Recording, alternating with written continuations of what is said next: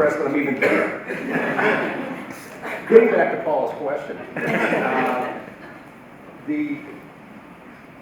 I think all my books. I mean, one of my big themes is that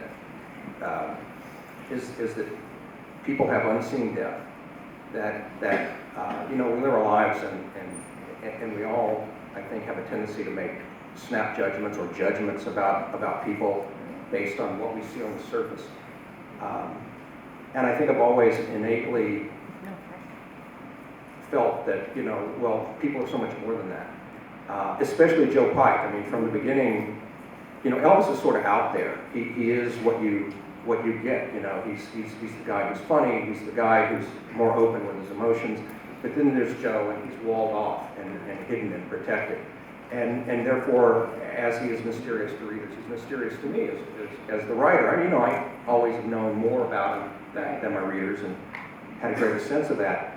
But one of the things I think I try to do, especially in these books that are technically Joe Pike books, is get under that and walk that line that reveals that Joe just isn't some sort of cartoon figure.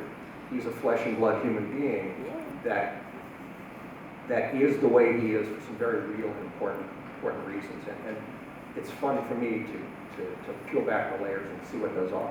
But I think that's what's cool about Joe is that so often you'll have a character, Spencer and Hawk or Elvis and Joe, and the darker character is just there as a foil almost, and that's not what you've done with it. No, I never wanted to do it. There's often a dismissal of archetypal type characters. It's almost like a checklist. Okay, I'm going to have here's the hero, here's the sidekick, here's the this, here's the that. But in every one of the characters, even like John Chen, even the characters I use as maybe comic relief or small characters, I approach them as if they were a character that I could fully explore in their own novel, and they have all those depths. So it's then interesting to me as a writer to distill it, make it more concise, be selective in how I use it, and treat them with that kind of respect. Yeah, I think that's true. Jeff, for you, you were saying that Charlie Hood is your first series, so you didn't consider the Mercy Rayborn, was it? Was that her last name? Rayborn, yeah. Rayborn, right. You didn't consider that a series? No.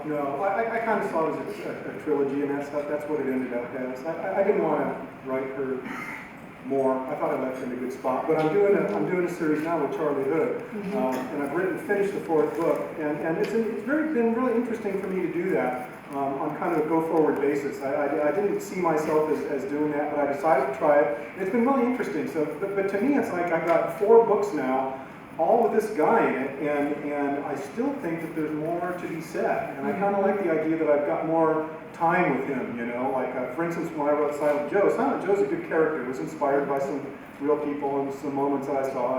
And yet, when I was done with that book, I didn't want to write about Joe again. I thought I had told his story. But 2, I sort of missed him. And, ditto Alison Murrieta and some other characters that I've done. So it's kind of nice and it's kind of comforting to have this guy here who I can dig into on an ongoing basis and bring up the new stuff. And something else I like about my guy is he's young. I'm writing about a young man. And I think that's more interesting than writing about me.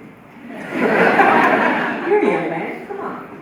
I felt the same way with Charlotte Justice. I've written 4 of them, and yet there are people in those books that I'd like to do other things with, and think about maybe flipping the script in some way. It's interesting because for me, with those books, I was trying to write about values.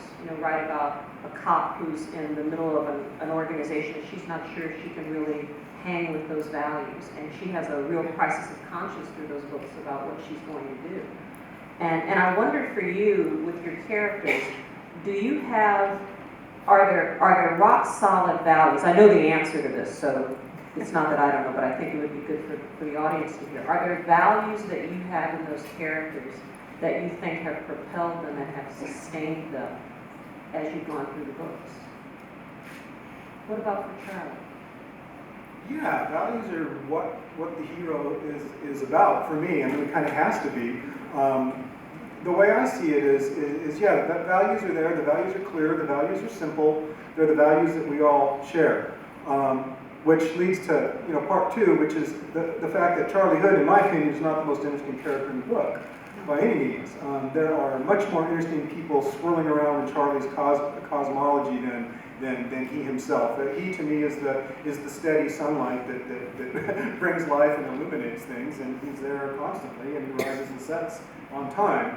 But the world around Charlie is much more interesting to me than Charlie himself. I mean, I think in some ways, when you write about heroes, especially if they're tied to law enforcement or like a private eye even, these men and women are conscribed. They can only go so far, and they can only do certain things, and they have to be believable in real life. And we all know policemen, and we know that policemen are policemen, And I don't try to make more of a policeman than I've got on my hands, I guess is what I'm saying. But what goes on around him is of interest to me. And yet, I think even in law enforcement, there are always people who are pushing the boundaries. And I think Harry Bosch has always been one of those cops, who's pushing. He's always pushing the edges. But for Harry, what gets Harry up every day? What are the things that really motivate him? Well, I think his young part of his life, things that happened there kind of gave him a sense of a mission in life and knowledge of what he's good at, and so he wants to pursue that. Your question about the values, I think, gets into why we write series and maybe why Jeff now is writing a series. It's because in real life you have ideals, and there's all this stuff about in crime fiction everybody has to have a code, but in real life they're more like ideals, and you try to live up to them. And if you write one book about a guy, he can hold on to that code through the book. But if you're lucky enough to write 15 books and write about a character who's evolved over 20 years, you see in some stories or some books he falls short of those codes or those ideals, and some of them he adheres to them. And I think that's what makes the character fully realized. I'm reminded in Nine Dragons of the fortune that Harry got at the liquor store. You planted that way back, Angel's Flight, was it? It was in there. I can't say I planned it. I don't, it looks like I'm this master strategist, so I'm not good at strategery.